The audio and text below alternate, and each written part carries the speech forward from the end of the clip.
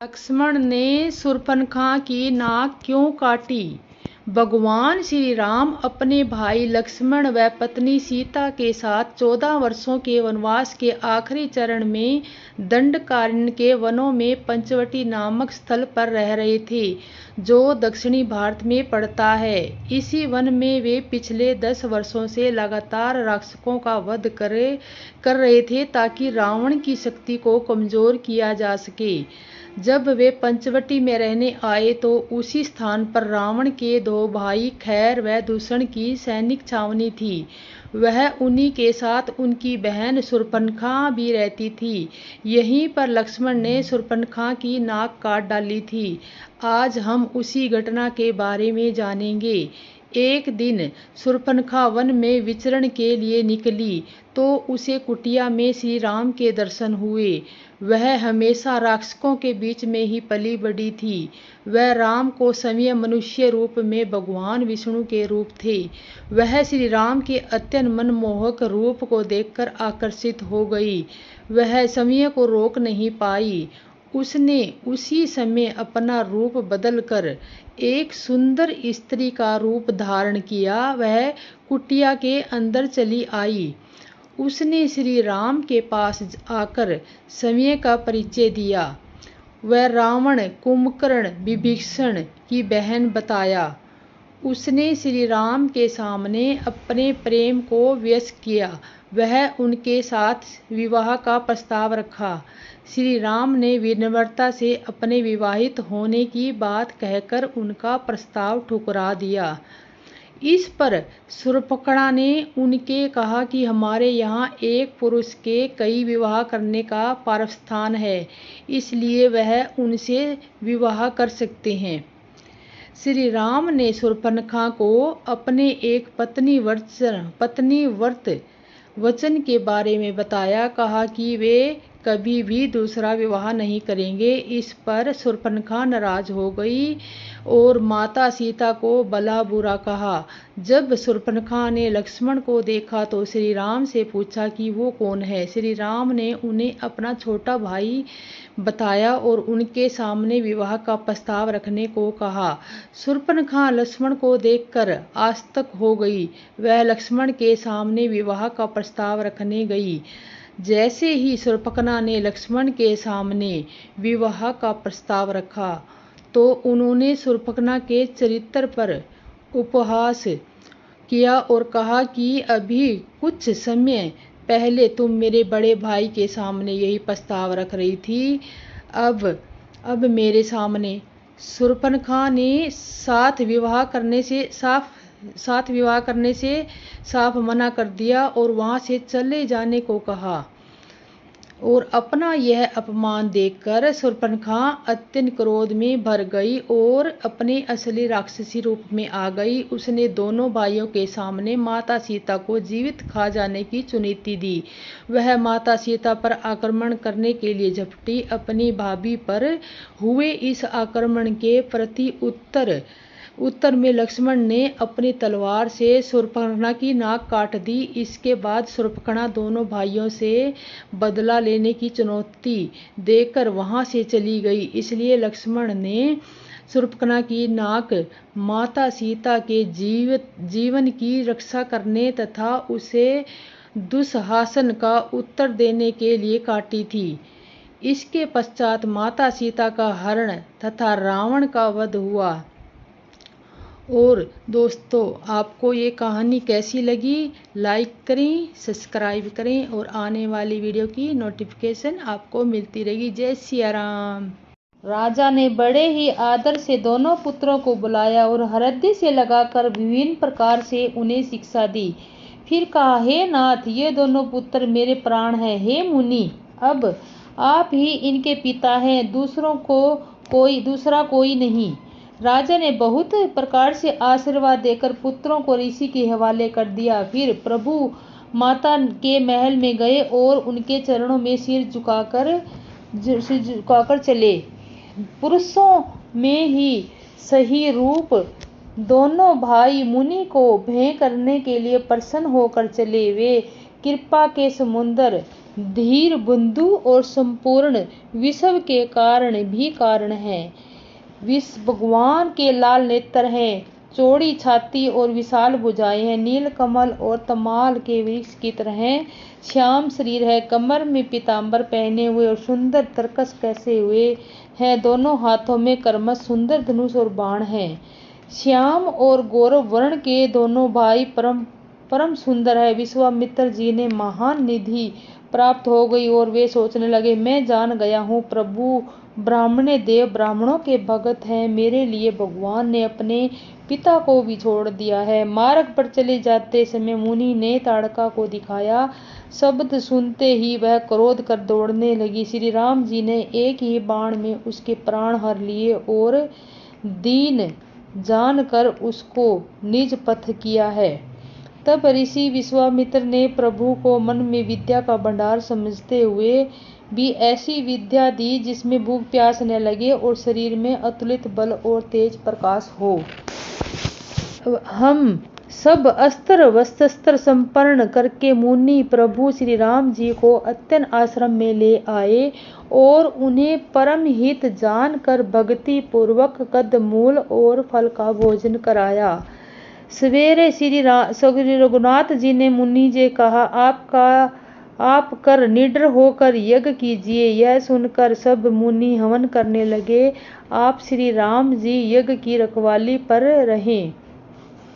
यह समाचार सुनकर मुनियों का शत्रु क्रोधी राक्षस मारीच अपने सहायता को लेकर दौड़ा। श्री राम जी ने बिना फल खान वाला बाण उसको मारा, जिससे वह 100 योजन के विस्तार वाले समुद्र के पार जा गिरा। फिर सुबाहु और अग्नि बाण मारा। इधर छोटे भाई लक्ष्मण जी ने राक्षसों की सेना का संहार कर डाला। इस पर श्री राम जी ने राक्षसों को मारकर ब्राह्मणों को निर्भय कर दिया। सब सारे देवी देवता और मुनि स्तुति करने लगे।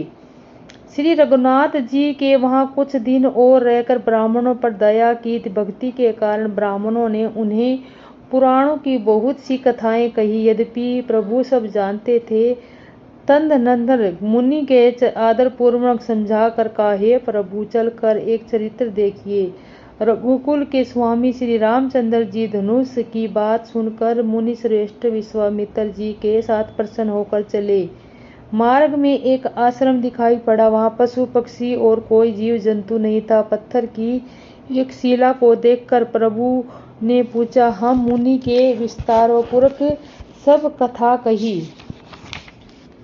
गौतम मुनि की स्त्री अहिल्या शापवश पत्थर की देह धारण किए बड़े धीरज से आपके चरण कमलों की धूल चाहती है। हे रघुवर, इस पर कृपा कीजिए। श्री रामचंद्र जी के पवित्र और शोक को नाश करने वाले चरणों को स्पर्श पाते ही सचमुच वह तपो मूर्ति अहिल्या प्रकट हो गई। भक्तों को सुख देने वाले श्री रघुनाथ जी को देखकर वह हाथ जोड़कर सामने खड़ी होकर गई। अत्यंत प्रेम के कारण वह अधीर हो गई। उसका शरीर भी पुलकित हो उठा। मुख से वचन कहने में नहीं आते थे। वह अत्यंत बड़भागी अहिल्या प्रभु के चरणों में लिपट गई और उसके दोनों आंखों में जल की धारा बहने लगी। फिर उसने मन में धीरज कर प्रभु को पहचाना और श्री रघुनाथ जी की कृपा से भक्ति प्राप्त की। वह अत्यंत निर्मल वाणी से उसके इस प्रकार स्तुति प्रारंभ की, हे भगवान, हे ज्ञान के जानने योग्य श्री रघुनाथ जी, आपकी जय हो। मैं सहज ही अपवित्र स्त्री हूँ और हे प्रभु, आप जगत को पवित्र करने वाले, भक्तों को सुख देने वाले और रावण के शत्रु, हे कमल नयन, हे संसार जन्म मृत्यु को भय से छुड़ाने वाले, मैं शरण में आई हूँ, मेरी रक्षा कीजिए, रक्षा कीजिए। मुनि जी ने मुझे साफ दिया कि सो बहुत ही अच्छा किया। मैं उसे अत्यंत अनुग्रह करके मानती हूँ कि जिसके कारण मैंने संसार को छुड़ाने वाले श्री कृष्ण आपको नेत्र भर कर देखा है। इसी पर आपके दर्शन को शंकर जी के सबसे बड़ा लाभ समझते हैं। और आप नेत्र भर कर देखा। इसी से आपके दर्शन को शंकर जी ने सबसे बड़ा लोभ समझते हैं और नेत्र भर कर, और मैं और वही वीर नहीं मांगती, केवल यही चाहती हूँ कि मेरा मन रूपी भौरा आपके चरण कमल की रज के रूपी रस का दस पान करते। जिन चरणों में परम पवित्र देव नदी गंगा जी प्रकट हुई, जिन्हें शिव जी ने सिर पर धारण किया, और जिन चरण कमलों को ब्रह्मा जी पूजते हैं, कृपालु हरि आपने उन्हीं को मेरे सिर पर रखा है। इस प्रकार बार बार भगवान के चरणों में गिरकर जो मन को बहुत ही अच्छा लगा, उस वर को पाकर गौतम की पत्नी अहिल्या आनंद से भरी हुई पति लोक को चली गई। प्रभु श्री रामचंद्र ने ऐसे दीन बंधु और बिना ही कारण दया करने वाले तुलसीदास जी कहते हैं, हे मूर्ख मन, तू कपट जंजाल छोड़कर उन्हीं का भजन कर। श्री राम जी और लक्ष्मण जी मुनि के साथ चले। वे वहां गए जहां जगत की पवित्र करने वाली गंगा जी थी। महाराज गत्री के पुत्र विश्वामित्र जी ने यह सब कहा कि सुनाई। जिस प्रकार देव नदी गंगा जी पृथ्वी पर आई थी, तब प्रभु ने ऋषियों सहित स्नान किया, ब्राह्मणों ने भांति भांति के दान किए। फिर श्री रामचंद्र जी ने जनकपुर की शोभा देखी, तब वे छोटे भाई लक्ष्मण सहित अत्यंत हर्षित हुए, और वहां अनेक बावलिया, कुएं, नदी और तालाब जिसमें अमृत के समान जल है, और मणियों की सीढ़ियां हैं। हे पुष्प वाटिका, फुलवारी, बाग और वन, जिसमें बहुत से पक्षियों का निवास है। फूलते फलते और सुंदर पत्तों से लदे हुए नगर के चारों ओर सुशोभित है। नगर की सुंदरता का वर्णन करते नहीं बनता। मन जहाँ जाता है वहीं लुभा जाता है। सुंदर बाजार है, मणियों से बने हुए विचित्र छज्जे हैं, जैसे ब्रह्मा ने अपने हाथों से बनाया है। कुबेर के समान श्रेष्ठ धनी व्यापारी सब प्रकार के अनेक वस्तुएं लेकर दुकानों में बैठे हैं। सुंदर चौराहे और सुहावनी गलियां सदा सुगंध की खिंची रहती है। सभी के घर मंगलमय हैं और उन पर चित्र कढ़े हुए हैं, जिसे देख कामदेव रूपी चित्रहार ने अंकित किया है कि नगर के सभी स्त्री पुरुष सुंदर, पवित्र, साधु स्वभाव वाले, धर्मात्मा, ज्ञानी व गुणवान है। जहाँ जनक जी का अत्यंत अनुपम सुंदर निवास स्थान महल है, वहाँ के विलास ऐश्वर्य को देखकर देवता भी थकित संबंधित हो जाते हैं। मनुष्यों की तो बात ही क्या, कोट राजमहल में प्रकोटे को देखकर चित्त चकित हो जाते हैं। ऐसा मालूम होता है जैसे उसने समस्त लोगों की शोभा को रोककर घेर रखा है। उज्जवल महलों में अनेक प्रकार के सुंदर रीति से बने हुए मणि जटित सोने की जड़ें पर्दे लगे हैं। सीता जी के रहने के सुंदर महल की शोभा का वर्णन किया नहीं जा सकता। राजमहल के सब दरवाजे फाटक सुंदर हैं, जिसमें वृक्ष के मजबूत अथवा हीरों के चमकते हुए किवाड़ लगे हैं। जहाँ मातवहक राजाओं, नटों, मागधों और भाटों भीड़ लगी रहती है। घोड़े और हाथियों के लिए बहुत बड़ी बड़ी गुड़सालें और गजशालाएं हैं। फीलखाने में बनी हुई है, जो समय घोड़े, हाथी और रथों से भरी रहती है। बहुत से सूरवीर, मंत्री और सेनापति हैं। उन सब के घर भी राजमहल सरीखे ही हैं। नगर के बाहर तालाब और नदी के निकट जहाँ जहाँ बहुत से राजा लोग उतरे हुए हैं, वहीं आरमों में एक अनुपम बाग देखकर, जहाँ सब प्रकार के सुबेते हैं और जो सब प्रकार को सुहाना है। विश्वामित्र जी ने कहा, हे सुजान रघुवीर, मेरा मन कहता है कि यहीं रहा जाए। कृपा के धाम और श्री रामचंद्र जी बहुत अच्छा स्वभावनी कह रही है कि मुनियों के समूह के साथ ठहर गए हैं। मिथिलावासी जनक जी ने यह समाचार पाया है कि महामुनि विश्वामित्र आए हैं। तब उन्होंने पवित्र हृदय, ईमानदार स्वाभी, भक्ति मंत्री, बहुत से योद्धा, श्रेष्ठ ब्राह्मण, गुरु सतानंद जी और अपनी जाति के श्रेष्ठ लोगों के साथ लिया। और इस प्रकार प्रसन्नता के साथ राजा मुनियों ने स्वामी विश्वामित्र जी से मिलने चले। राजा ने मुनि चरणों के मस्तक रखकर प्रणाम किया और मुनियों के स्वामी विश्वामित्र जी ने प्रसन्न होकर आशीर्वाद दिया। फिर सारी ब्राह्मण मंडली को आदर कर सहित प्रणाम किया और बड़ा भाग्य जानकर राजा आनंदित हुए। बार बार कुशल पूर्वक करके विश्वामित्र जी ने राजा को बिठाया। उसी समय दोनों भाई आ पहुंचे और फुलवाड़ी देखने गए थे। दोनों भाइयों को देखकर सभी सुखी हुए, सबकी आंखों में जल भर आया। आनंद और प्रेम के आंसू उमड़ पड़े और शरीर रोमांचित हो उठे। राम जी की मधुर मनोहर मूर्ति को देखकर विदेह जनक विशेष रूप से विदेह हो गए। मन को प्रेम में मगन राजा जनक के विवेक का आश्चर्य लेकर धीरज धारण किया और मुनि के चरणों में सिर झुकाकर गदगद भर प्रेमी गंभीर वाणी ने कहा, हे नाथ, कहिए ये दोनों सुंदर बालक मुनि कुल के आभूषण है या किसी राजवंश के पालक है अथवा किसी वेदों के नति कहकर गान किया है, वहीं कहीं और ब्रह्मा और लुकल रूप धारण कर लिया है। मेरा मन तो स्वभाव से ही वैराग्य रूप बना हुआ है। इन्हें देखकर इस तरह मुंदन हो रहा है जैसे चंद्रमा को देखकर चकोर। हे प्रभु, इसलिए मैं आपके सत्य निश्चल भाव से पूछता हूँ, हे नाथ, बताइए, छिपाव न कीजिए। इनमें देखते ही अत्यंत प्रसन्न के वंश को कर मैंने जबरदस्ती ब्रह्मा सुख को त्याग दिया है। मुनि ने हंसकर कहा, हे राजन, आपने ठीक यथार्थ ही कहा। आपका वचन मिथ्या नहीं हो सकता। जगत में जहाँ तक जितने भी प्राणी हैं ये सभी को प्रिय है। मुनि जी रहस्य वाणी सुनकर राम जी के मन को ही मन मुस्कुराते हंसकर मानो संकेत करते हैं, रहस्य खोलिए ही नहीं। तब मुनि ने कहा, हे रघुकुल मणि, महाराज दशरथ की पुत्र मेरे हित के लिए उन्होंने मेरे साथ भेजा है। ये राम और लक्ष्मण दोनों श्रेष्ठ भाई, रूप, शील और बल के धाम है। सारा जगत साक्षी है। इन्होंने युद्ध के असुरों को जीत कर मेरे यज्ञ की रक्षा की है। राजा ने कहा, हे मुनि, आपके चरणों के दर्शन पर मैं अपना पुण्य प्रभाव कह नहीं सकता। ये सुंदर श्याम और गौर वर्ण के दोनों भाई आनंद को भी आनंद देने वाले हैं। इनकी आपस की प्रीति बड़ी पवित्र और सुहावनी है। वह मन को बहुत भाती है और वाणी से कही नहीं जा सकती। विदेह जनक जी आनंदित होकर कहते हैं, हे नाथ, सुनिए, ब्रह्मा और जीव की तरह इनमें स्वाभाविक प्रेम है।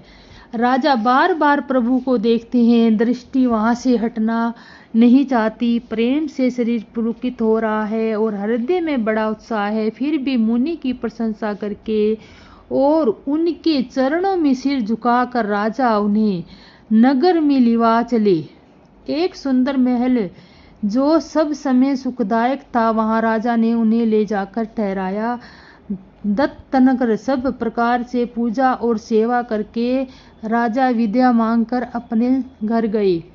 रघुकुल शिरोमणि प्रभु श्री रामचंद्र जी ऋषियों के साथ भोजन और विश्राम करके भाई लक्ष्मण समेत बैठे हैं। उस समय पहर भर दिन रह गया था। लक्ष्मण जी के हृदय में विशेष लालसा है कि जाकर जनकपुरी देख आए, परंतु प्रभु श्री रामचंद्र जी का डर है और फिर मुनि जी को भी सचुकाते हैं, इसलिए प्रकट रूप में कुछ भी नहीं कहते, मन ही मन मुस्कुरा रहे हैं। और श्री रामचंद्र जी ने छोटे भाई के मन की दशा जान ली। तब उन्होंने हृदय में भक्त उत्कर्षता उमड़ गई और वे गुरु की आज्ञा पाकर बहुत ही विनय के साथ सचुकाते और मुस्कुराकर बोले, हे नाथ, लक्ष्मण नगर देखना चाहते हो किंतु प्रभु के डर से संकोच के कारण स्पष्ट नहीं कहते। यदि आपकी आज्ञा पाऊं तो मैं इनको नगर दिखाकर तुरंत ही ले जाऊं। यह सुनकर मुनीश्वर विश्वामित्र जी ने प्रेम सहित वचन कहे, हे राम, तुम कीर्ति की रक्षा कैसे करोगे? हे तात, तुम धर्म की मर्यादा का पालन करने वाले और प्रेम के वशीभूत को होकर सेवकों को सुख देने वाले हो। सुख के निधान दोनों भाई जाकर नगर देख आओ। अपने सुंदर मुख दिखलाकर सब नगरवासियों की आंखों को सफल करो। सब लोगों की आंखों को सुख देने वाले दोनों भाई के चरण कमलों की वंदना करके चले। बालकों के झुंड इनकी सौंदर्य अत्यंत शोभा देखकर साथ लग गए और नेत्र और मन इसकी माधुरी पर लुभा गए। दोनों भाइयों के पीले रंग के वस्त्र, कमर के पीले दुपट्टों को तरकस बंधे हुए, हाथों में सुंदर धनुष बाण सुशोभित, श्याम और गौर वर्णन के शरीरों पर अनुकूल सुंदर चंदन की खोर लगी है। सांवरे और गोरे रंग के मनोहर जोड़ी है। सिंह के समान पुष्प गर्दन, गले का पिछला भाग, विशाल भुजाएं, चौड़ी छाती, अत्यंत सुंदर गुज मुक्ता की माला, सुंदर लाल कमल के समान आंखें हैं। तीनों तापों से छुड़ाने वाला चंद्रमा के समान मुख है। कानों में सोने के कर्णफूल अत्यंत शोभा दे रहे हैं और देखते ही चिता को मारने चुरा लेते हैं। उसकी चितवन दृष्टि बड़ी मनोहर है और मोहे तिरछी एवं सुंदर है। तिलक की रेखाएं ऐसी सुंदर है मानो मूर्तिवती शोभा पर मोहर लगा दी गई है।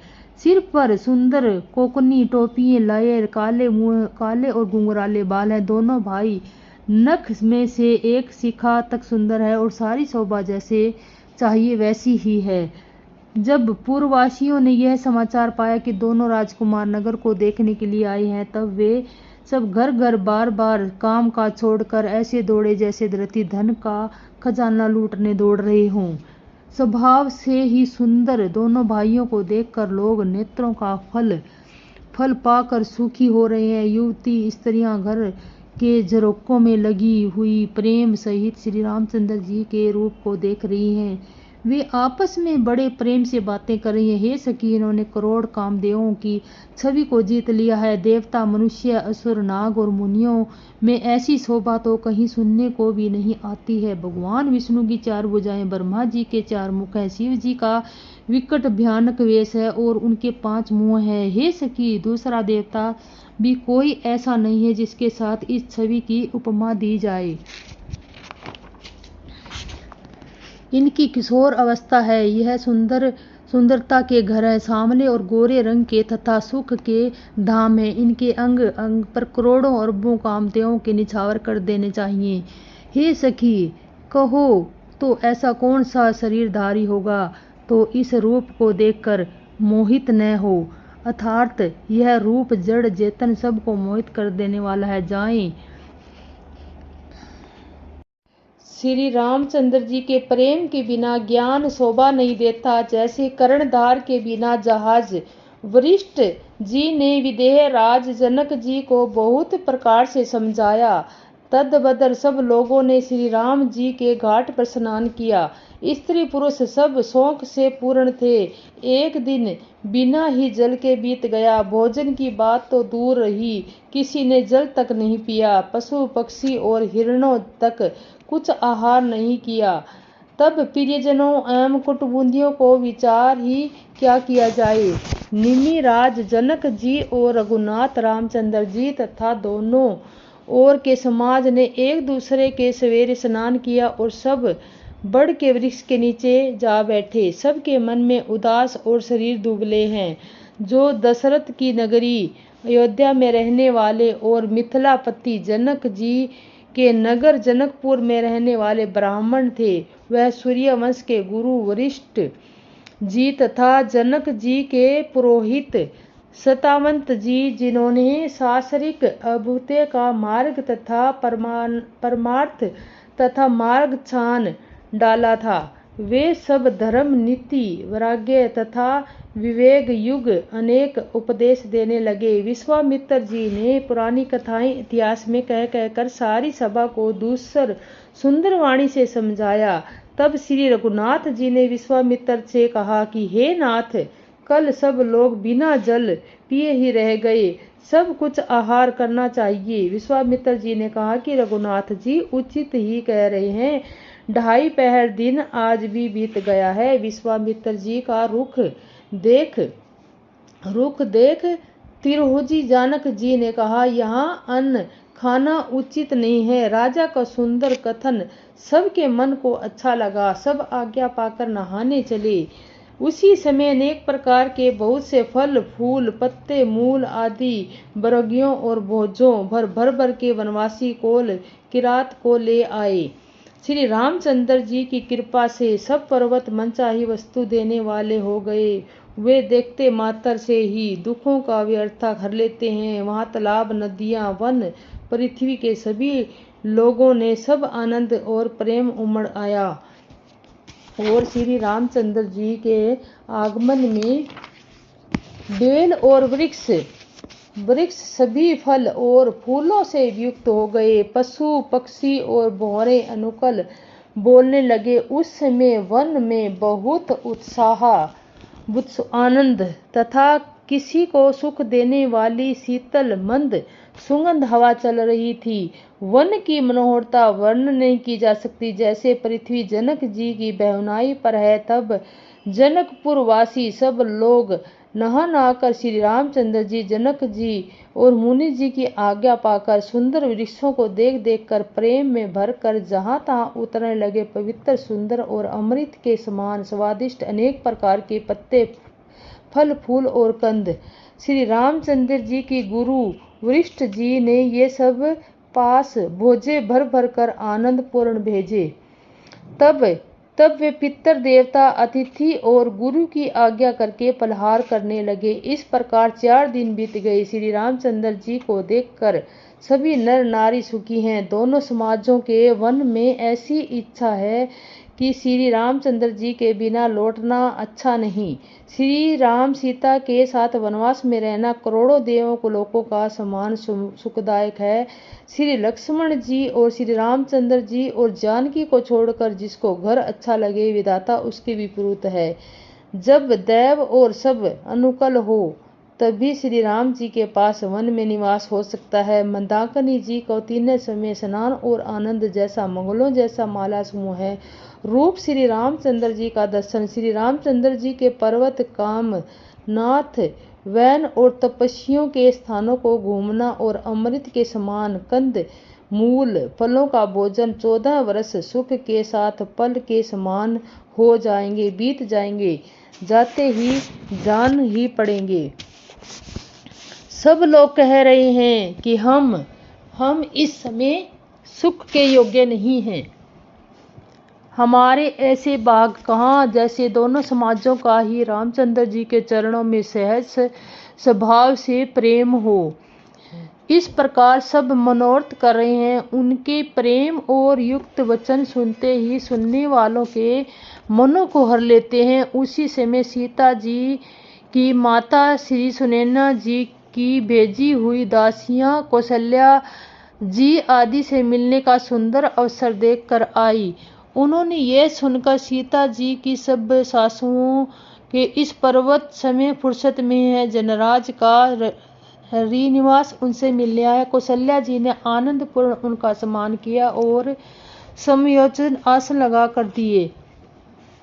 दोनों ओर सबके शील और प्रेम को देखकर और सुनकर कठोर वृक्ष को पिघल जाते हैं।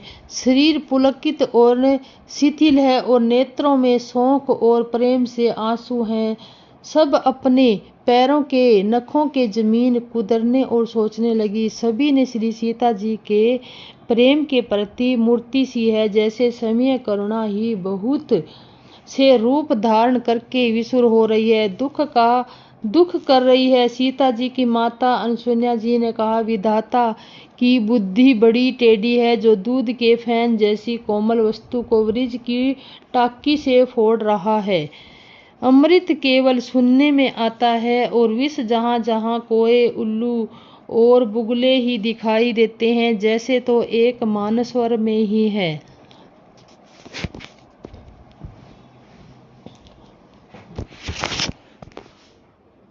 कई और सुमित्रा, इन दोनों ने 20 सुंदर पुत्रों को जन्म दिया। उस सुख संपत्ति, समय और समाज का वर्णन सरस्वती और सर्पों के राजा शेष जी भी नहीं कर सकते।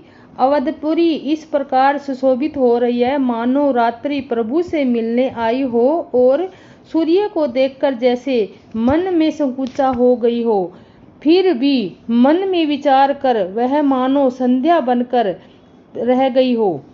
अगर की धूप का बहुत सा धुआं मानो संध्या अंधकार है, और जो अबीर उड़ गया है वह उसकी ललाई है। महलों में जो मणियों के समूह हैं वे मानो तारागण है। राजमहल का जो कलश है वही मानो श्रेष्ठ चंद्रमा है।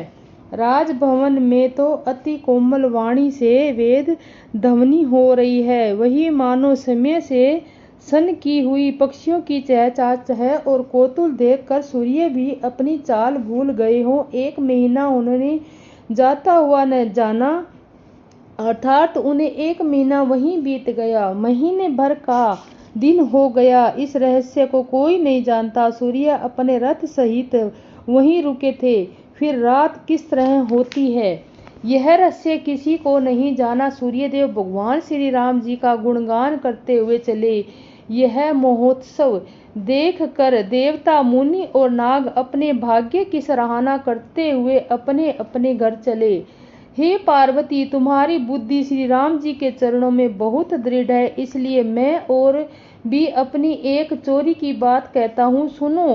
काक सुसुमड़ी और वह मैं दोनों वहाँ साथ साथ थे, परंतु मनुष्य रूप में होने के कारण हम कोई जान ना सका। परम आनंद और प्रेम के सुख में फूले हुए हम दोनों मगन मन में मस्त होते हुए गलियों में तन तन की शुद्धि भूले हुए फिरते हैं, परंतु यह शुभ चरित्र वही जान सकता है जिस पर श्री राम जी की कृपा हो।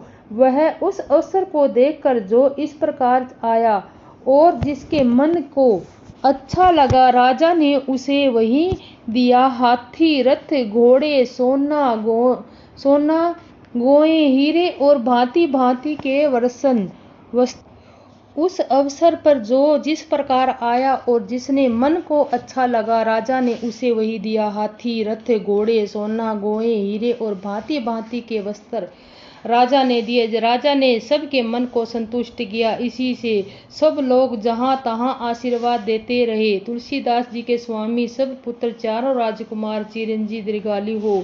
इस प्रकार कुछ दिन बीत गए। दिन और रात जाते हुए जान ही नहीं पड़ते। तब नामकरण समय का समय जानकर राजा ने ज्ञानी मुनि और वरिष्ठ जी को बुलाकर देखा। मुनि की पूजा करके राजा ने कहा, हे मुनि, अपने मन में जो विचार रखते हो वो नाम रखिए। मुनि ने कहा, हे राजन, इसके अनेक अनुपम नाम है, फिर भी अपनी बुद्धि के अनुसार कहूँगा। यह जो आनंद समुद्र और सुख की राशि है, जिसके आनंद सिद्धू एक कण से तीनों लोग सुखी होते हैं, उसका आपसे अपने बड़े पुत्र राम हैं, जो सुख का भवन और संपूर्ण लोगों को शांति देने वाला है। जो संसार का भरण पोषण करते हैं, उनका आपके दूसरे पुत्र नाम भरत होगा, जिसके स्मरण मात्र से शत्रु का नाश होता है। उसका वेदों में प्रसिद्ध शत्रुघ्न का नाम है। और जो शुभ लक्षणों से धाम श्री राम जी को प्यारे और सारे जगत के आधार है, गुरु वशिष्ठ जी ने उनका लक्षण ऐसा नाम रखा है। गुरु जी ने हृदय में विचार कर ये नाम रखे हैं और कहा, हे राजन, तुम्हारे चरणों में पुत्र वेद के तत्व साक्षात परमपाद भगवान है, जो मुनियों के धन, भक्तों के सर्पण, जो शिव के प्राण हैं। उन्होंने इस प्रकार तुम लोगों के प्रेमवश बाल लीला के रस में सुख माना है। बचपन से ही श्री रामचंद्र जी को अपना परम हितैषी स्वामी जानकर लक्ष्मण जी ने उसके चरणों में प्रीति जोड़ ली है। भरत और शत्रुघ्न दोनों भाइयों ने स्वामी और सेवक की इस प्रकार प्रीति की प्रशंसा की है जैसी प्रीति हो गई। श्याम और गौर शरीर वाली दोनों सुंदर जोड़ियां ही शोभा को देखकर माताएं तरंग तोड़ती, जिसमें दीन दिठ न लग जाए। या चारों पुत्र शील, रूप और गुण के धाम है, जो तो भी सुख के समुद्र में श्री रामचंद्र जी सबसे अधिक हैं। उनके हृदय में कृपा रूपी कृपा प्रकाशित है। उसकी मन में हरने वाली हंसी उस कृपा रूपी चंद्रमा की चरणों की सूचित है। कभी गोद में लेकर और कभी उत्तम पालने में लिटाकर प्यारे प्यारे ललना कहकर दुलार करती है। जो स्वर पायक निरंजन माया रहित निर्वण विनोद रहित और अजमा ब्रह्मण है, वही प्रेम और भक्ति के वश कौशल्या जी को गोद में खेल रहे हैं। उनके नील कमल और गंभीर जल से भरे हुए मेघ के समान श्याम शरीर से करोड़ों कामदेवों की शोभा है। लाल लाल लाल चरण कमलों के नखों की शुभ ज्योति ऐसी मालूम होती है जैसे कमल पर पत्तों पर मोती सितर हो गए हों। चरण तलों वृज ध्वजा और अंकुश के चिन्ह शोभित है। नूपुर पैंजनी की धमनी सुनकर मुनियों का भी मन मोहित हो जाता है। और कमर में करधनी और पेट पर 3 रेखाएं हैं। नाभि का गंभीरता को तो वही जानते हैं जिन्होंने उसे देखा है। बहुत से आभूषणों से सुशोभित विशाल भुजाएं हैं। हृदय पर बांध के नख की बहुत ही निराली छटा है। छाती पर रत्नों के युक्त मणियों के हार की शोभा और ब्राह्मण मृग है के चरणों में चिन्ह को देखते ही मन लुभा जाता है। कंठ शंख के समान उतार चढ़ाव वाला 3 रेखाओं को सुशोभित और ठोड़ी बहुत ही सुंदर है। मुख पर असंख्य कामदेवों की छटा छा रही है। 2 सुंदर दतुलियां हैं। लाल लाल ओठ हैं। नासिका और तिलक का तो वर्णन ही नहीं कर सकता। सुंदर कान और बहुत सुंदर गाल है। मधुर तोतले शब्द बहुत ही प्यारे लगते हैं। जन्म के समय से रखे हुए चिकने और घुंघराले बाल है, जिसको माता ने बहुत प्रकार से बनाकर संवार कर दिया है। शरीर पर पीली जुगली पहनाई हुई है। उनका घुटनों और हाथों के बल चलना मुझे बहुत ही प्यारा लगता है। उनके रूप का वर्णन वेद और शेष जी को भी नहीं कह सकते। उसे वही जानता है जिसे कभी संपन्न में भी देखा हो। जो सुख के पुत्र, मोह के परे तथा ज्ञान वाणी और इंद्रियों के अतीत है, वे भगवान दशरथ कौशल्या के अत्यंत प्रेम वंश होकर पवित्र बाल लीला करते हैं। इस प्रकार संपूर्ण जगत में माता पिता श्री राम जी अवधपुर के निवासियों को सुख देते हैं, जिन्होंने श्री रामचंद्र जी के चरणों में प्रीति जोड़ी है। ये भवानी उनकी यह प्रत्यक्ष गति है कि भगवान उनके प्रेम वश बाल लीला करके उन्हें आनंद दे रहे हैं। हे रघुनाथ जी के विपुल कर मनुष्य चाहे करोड़ों उपाय करे, परंतु उसका संसार बंधन कौन छुड़ा सकता है, जिसके सभी चराचर जीवों को अपने वश में कर रखा है। भगवान उस माया को मोह के इशारे पर नचाते हैं। ऐसे प्रभु को छोड़कर कहो और किसका भजन किया जाए। मन वचन और कर्म में चतुराई छोड़कर बचते ही श्री रघुनाथ जी की कृपा करते हैं। इस प्रकार से प्रभु श्री रामचंद्र जी ने बाल क्रीड़ा और समस्त नगरवासियों को सुख दिया। कौशल्या की कभी उसने गोद में लेकर हिलाती झुलाती और कभी पालने में लिटाकर झुलाती। प्रेम के मगन कौशल्या जी रात और दिन बिताना नहीं जानती थी। पुत्र के स्नेहवश माता उनके बाल चरित्रों का गान किया करती है। एक बार माता ने श्री रामचंद्र जी से स्नान कराया और श्रृंगार करके पालने में पौटा दिया तो अपने कुल के इष्ट देव भगवान की पूजा के लिए स्नान किया। पूजा करते नवंद राजा ने बड़े ही आदर से दोनों पुत्रों को बुलाया और हृदय से लगाकर विभिन्न प्रकार से उन्हें शिक्षा दी। फिर कहा, हे नाथ, ये दोनों पुत्र मेरे प्राण हैं। हे मुनि, अब आप ही इनके पिता हैं, दूसरा कोई नहीं। राजा ने बहुत प्रकार से आशीर्वाद देकर पुत्रों को ऋषि के हवाले कर दिया। फिर प्रभु माता के महल में गए और उनके चरणों में सिर झुकाकर चले। पुरुषों में ही सही रूप दोनों भाई मुनि को भें करने के लिए प्रसन्न होकर चले। वे कृपा के समुद्र, धीर बंधु और संपूर्ण विश्व के कारण हैं। भगवान के लाल नेत्र हैं, चौड़ी छाती और विशाल भुजाएं हैं। नील कमल और तमाल के वृक्ष की तरह श्याम शरीर है। कमर में पीतांबर पहने हुए और सुंदर तरकस कसे हुए हैं। दोनों हाथों में कर्मश सुंदर धनुष और बाण हैं।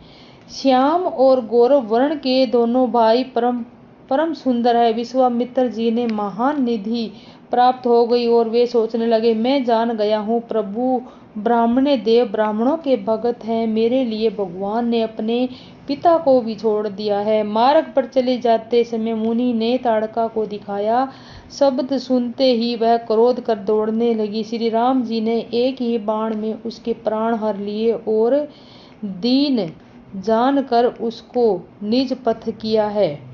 तब ऋषि विश्वामित्र ने प्रभु को मन में विद्या का भंडार समझते हुए भी ऐसी विद्या दी जिसमें भूख प्यास न लगे और शरीर में अतुलित बल और तेज प्रकाश हो।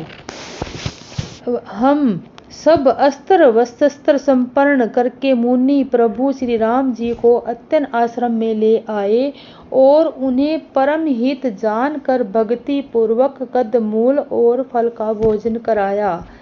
सवेरे श्री रघुनाथ जी ने मुनि जी कहा, आप कर निडर होकर यज्ञ कीजिए। यह सुनकर सब मुनि हवन करने लगे। आप श्री राम जी यज्ञ की रखवाली पर रहें। यह समाचार सुनकर मुनियों का शत्रु क्रोधी राक्षस मारीच अपने सहायता को लेकर दौड़ा। श्री राम जी ने बिना फल खान वाला बाण उसको मारा, जिससे वह 100 योजन के विस्तार वाले समुद्र के पार जा गिरा। फिर सुबाहु और अग्नि बाण मारा। इधर छोटे भाई लक्ष्मण जी ने राक्षसों की सेना का संहार कर डाला। इस पर श्री राम जी ने राक्षसों को मारकर ब्राह्मणों को निर्भय कर दिया। सब सारे देवी देवता और मुनि स्तुति करने लगे। श्री रघुनाथ जी के वहां कुछ दिन और रहकर ब्राह्मणों पर दया की। भक्ति के कारण ब्राह्मणों ने उन्हें पुराणों की बहुत सी कथाएं कही। यद्यपि प्रभु सब जानते थे, तदनंतर मुनि के आदर पूर्वक समझा कर कहा, हे प्रभु चल कर एक चरित्र देखिए। रघुकुल के स्वामी श्री रामचंद्र जी धनुष की बात सुनकर मुनि श्रेष्ठ विश्वामित्र जी के साथ प्रसन्न होकर चले। मार्ग में एक आश्रम दिखाई पड़ा। वहां पशु पक्षी और कोई जीव जंतु नहीं था। पत्थर की एक शिला को देखकर प्रभु ने पूछा, हम मुनि के विस्तारपूर्वक सब कथा कही। गौतम मुनि की स्त्री अहिल्या शापवश पत्थर की देह धारण किए बड़े धीरज से आपके चरण कमलों की धूल चाहती है। हे रघुवर, इस पर कृपा कीजिए। श्री रामचंद्र जी के पवित्र और शोक को नाश करने वाले चरणों को स्पर्श पाते ही सचमुच वह तपो मूर्ति अहिल्या प्रकट हो गई। भक्तों को सुख देने वाले श्री रघुनाथ जी को देखकर वह हाथ जोड़कर सामने खड़ी होकर गई। अत्यंत प्रेम के कारण वह अधीर हो गई, उसका शरीर भी पुलकित हो उठा। मुख से वचन कहने में नहीं आते थे। वह अत्यंत बड़भागी अहिल्या प्रभु के चरणों में लिपट गई और उसके दोनों आंखों में जल की धारा बहने लगी। फिर उसने मन में धीरज कर प्रभु को पहचाना और श्री रघुनाथ जी की कृपा से भक्ति प्राप्त की।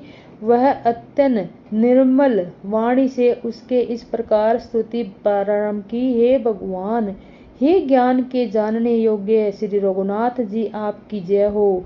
मैं सहज ही अपवित्र स्त्री हूँ और हे प्रभु, आप जगत को पवित्र करने वाले, भक्तों को सुख देने वाले और रावण के शत्रु, हे कमल नयन, हे संसार जन्म मृत्यु को भय से छुड़ाने वाले, मैं शरण में आई हूँ, मेरी रक्षा कीजिए। मुनि जी ने मुझे साफ दिया कि सो बहुत ही अच्छा किया। मैं उसे अत्यंत अनुग्रह करके मानती हूँ कि जिसके कारण मैंने संसार को छुड़ाने वाले श्री कृष्ण आपको नेत्र भर कर देखा है। इसी पर आपके दर्शन को शंकर जी के सबसे बड़ा लाभ समझते हैं और आप नेत्र भर कर देखा, इसी आपके दर्शन को शंकर जी ने सबसे बड़ा लोभ समझते हैं और नेत्र भर कर, और मैं और वही वीर नहीं मांगती, केवल यही चाहती हूँ कि मेरा मन रूपी भौरा आपके चरण कमल की रज के रूपी रस का 10 पान करते, जिन चरणों में परम पवित्र देव नदी गंगा जी प्रकट हुई, उन्हें जिन्हें शिव जी ने सिर पर धारण किया और जिन चरण कमलों को ब्रह्मा जी पूजते हैं, कृपालु हरि आपने उन्हीं को मेरे सिर पर रखा है। इस प्रकार बार बार भगवान के चरणों में गिरकर जो मन को बहुत ही अच्छा लगा, उस वर को पाकर गौतम की पत्नी अहिल्या आनंद से भरी हुई पति लोक को चली गई। प्रभु श्री रामचंद्र ने ऐसे दीन बंधु और बिना ही कारण दया करने वाले तुलसीदास जी कहते हैं, हे मूर्ख मन, तू कपट जंजाल छोड़कर उन्हीं का भजन कर। श्री राम जी और लक्ष्मण जी मुनि के साथ चले। वे वहां गए जहां जगत की पवित्र करने वाली गंगा जी थी। महाराज गत्री के पुत्र विश्वामित्र जी ने यह सब कहा कि सुनाई जिस प्रकार देव नदी गंगा जी पृथ्वी पर आई थी, तब प्रभु ने ऋषियों सहित स्नान किया, ब्राह्मणों ने भांति भांति के दान किए। फिर श्री रामचंद्र जी ने जनकपुर की शोभा देखी, तब वे छोटे भाई लक्ष्मण सहित अत्यंत हर्षित हुए और वहां अनेक बावलिया, कुएं, नदी और तालाब जिसमें अमृत के समान जल है और मणियों की सीढ़ियां हैं।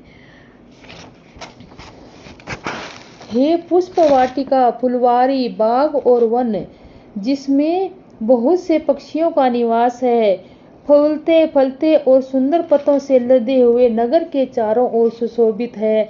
नगर की सुंदरता का वर्णन करते नहीं बनता, मन जहाँ जाता है वहीं लुभा जाता है। सुंदर बाजार है, मणियों से बने हुए विचित्र छज्जे हैं जैसे ब्रह्मा ने अपने हाथों से बनाया है।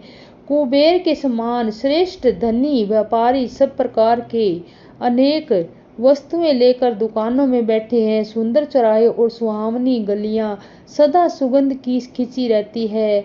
सभी के घर मंगलमय हैं और उन पर चित्र कढ़े हुए हैं, जिसे देख कामदेव रूपी चित्रहार ने अंकित किया है कि नगर के सभी स्त्री पुरुष सुंदर, पवित्र, साधु स्वभाव वाले, धर्मात्मा, ज्ञानी व गुणवान है। जहाँ जनक जी का अत्यंत अनुपम सुंदर निवास स्थान महल है, वहाँ के विलास ऐश्वर्य को देखकर देवता भी थकित संबंधित हो जाते हैं। मनुष्यों की तो बात ही क्या, कोट राजमहल में प्रकोटे को देखकर चित्त चकित हो जाते हैं।